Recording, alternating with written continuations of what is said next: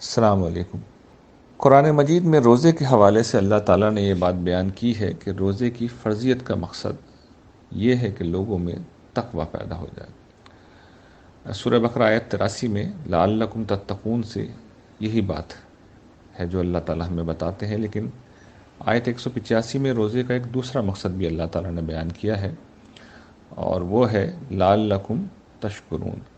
تاکہ تم شکر گزار بن جاؤ۔ تقوی روزہ کیسے پیدا کرتا ہے؟ میں بارہا اپنے مضامین میں توجہ دلاتا رہتا ہوں، تقریروں میں بھی، کہ جس وقت ہم اپنی بنیادی ضروریات چھوڑتے ہیں، تو اگر ہم نے یہ سب کچھ سوچ سمجھ کے کیا ہے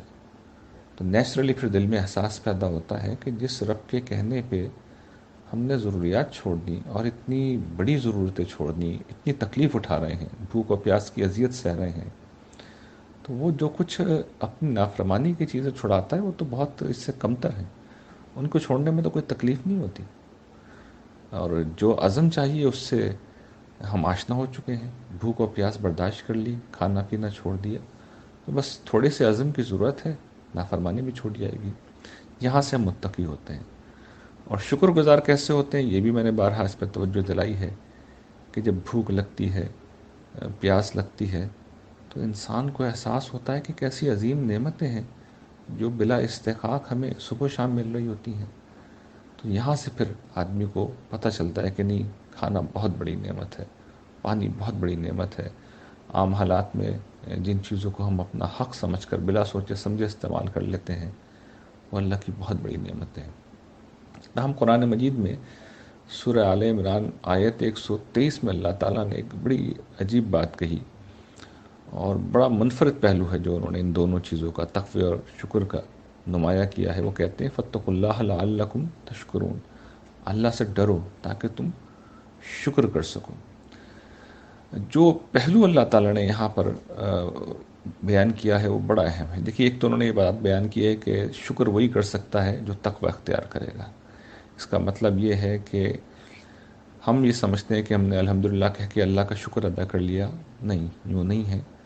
بلکہ اس کے لیے ضروری ہے کہ خدا کی نافرمانی سے بچیں۔ یعنی خدا کی نعمتیں ہیں، ہاتھ، پاؤں، زبان،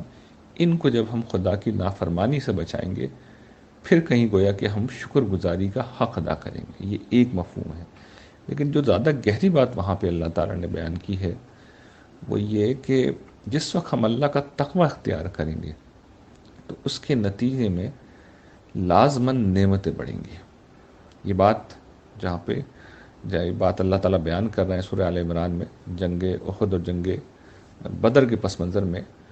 وہاں پر تدبر سے معلوم ہوتا ہے کہ تقوی جس وقت انسان اختیار کرتا ہے تو اللہ کی مدد و نصرت آتی ہے، اللہ کی رحمت نازل ہوتی ہے،